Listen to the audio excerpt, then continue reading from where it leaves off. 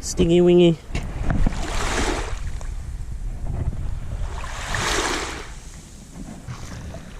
See if you get the crab. Let's see if you get the crab. Let's see if it...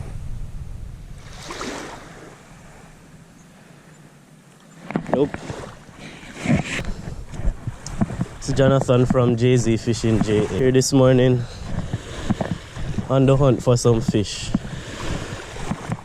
We're gonna start trying for some snook first and maybe barracuda, and then we'll switch over to looking for the very elusive bonefish.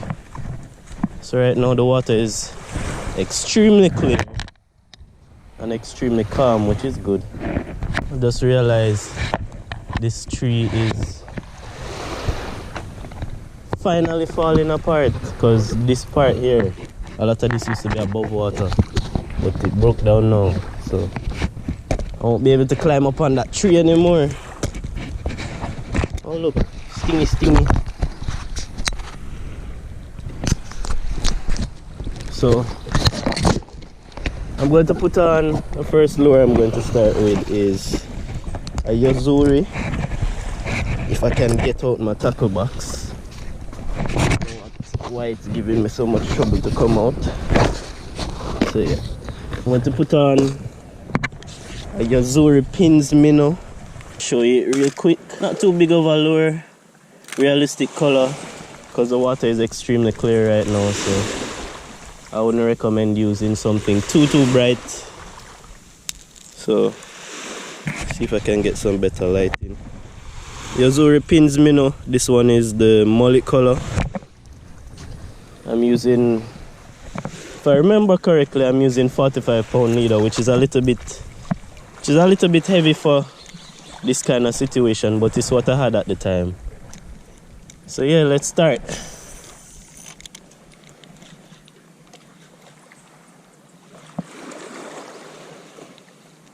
There's actually a good sized fish further out. I have an audience today. Stingy, stingy. Nothing to really worry about though, as long as you don't step on them. Oh, it's probably mullet. Stingy, stingy is right by my foot. See, he realized that I was there and he moved out of the way. So he probably felt the vibration of me talking, because these fish, stingray, are very sensitive to vibration. That's how they actually, one of the ways that they find food that's hidden under the sand. They use vibration, and they also use scent. Is it actually two stingrays? It's two stingrays, because there's one right here underneath this log, and then there's one further up. So yeah, it's almost like a fish nursery down here. They're actually fish jumping up and down, but they're out of my casting distance. Let me put down my phone before I forget, because I don't want it, even though it's in the waterproof case, I don't want it to get wet. Should also put on my polarized glasses to help me see better in the water. This was probably one of my best purchases. Unfortunately, the earpiece broke off. I don't know why, but yeah, this was a good purchase. It helps me see better in the water.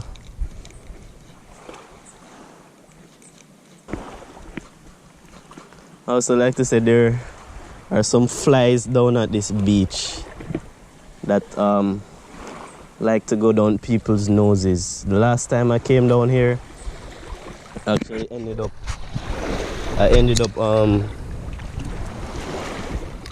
inhaling one of those flies, and it made me extremely sick. If you probably can hear it in my voice, I'm still kind of stuffy.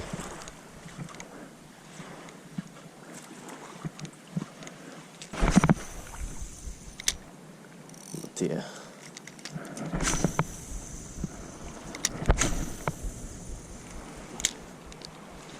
Bait fish.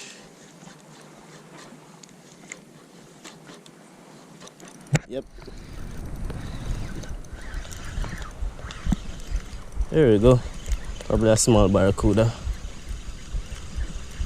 It's a very small fish. Oh wait, snapper. That's cool.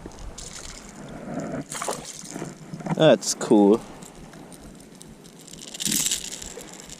I haven't caught one of these in a while, so this is a mangrove snapper. Nice little guy. Small one. See if I can get the hook out without. Yep. Easy does it. Mangrove snapper probably about 8 inches. I'm gonna let him go though. Let's see if we can get your auntie.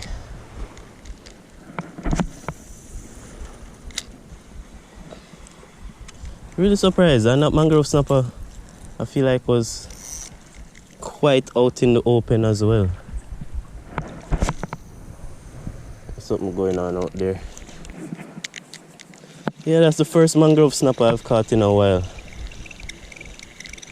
First actual mangrove snapper. A lot of the time, a lot of people here think they'll be catching mangrove snapper when they're actually catching dog snapper, which looks very similar, to be honest with you. But they're a little bit more red.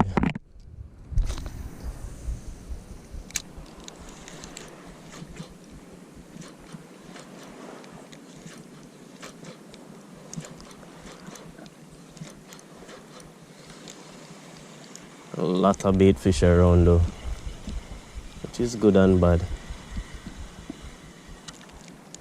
Bait fish attract big fish, but the only problem is if there's too much bait fish, they won't be interested in what you have to offer. You know what I realize when I'm fishing, when I'm not fishing around people, I'm able to talk to the camera way more comfortably.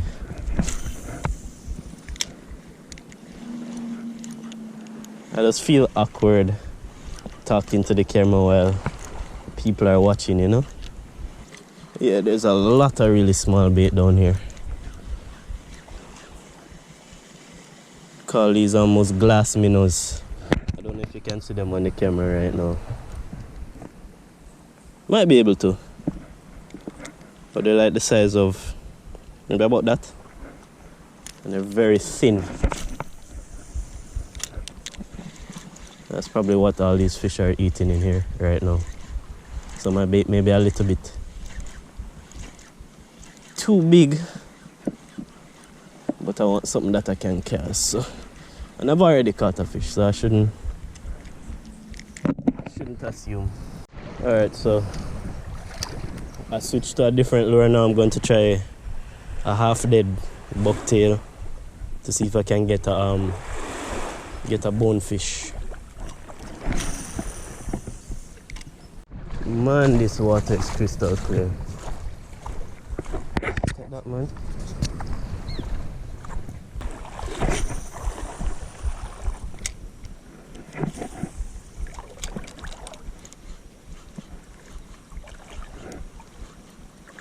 Is it low tide?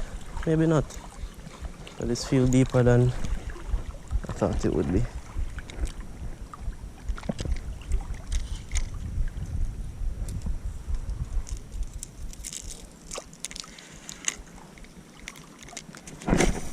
Conditions are absolutely mint though.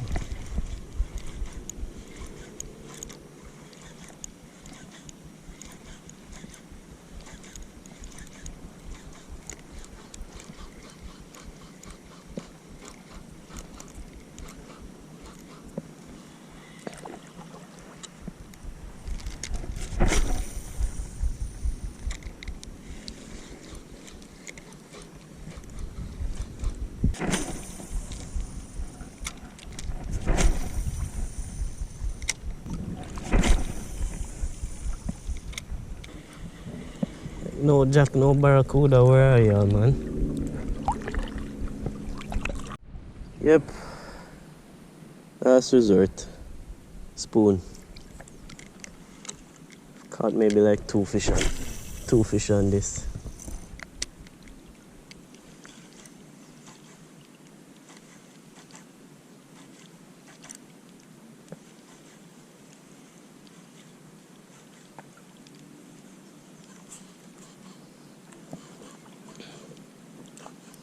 Son a bun me now.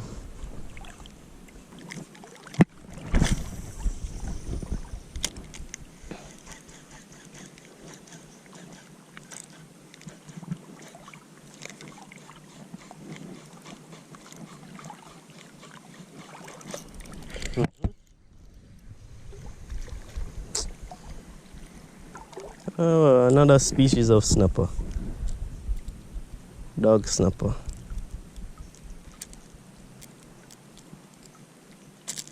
This one's even smaller though. There you go. Not dog snapper, sorry. Schoolmaster snapper.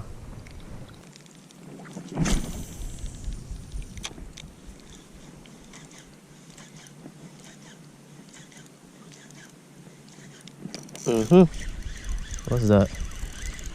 Houndfish. Oh, and he threw the hook. He threw the hook. Didn't chafe me at all though.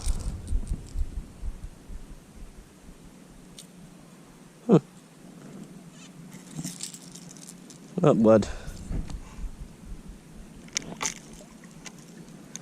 Old brute.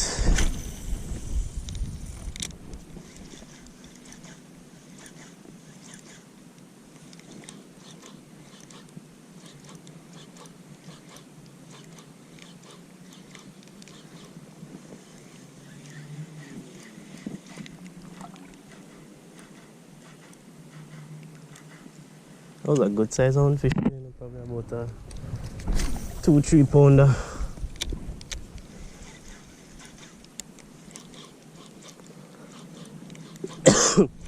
There's some action in the day. It's been slow. It's been slow.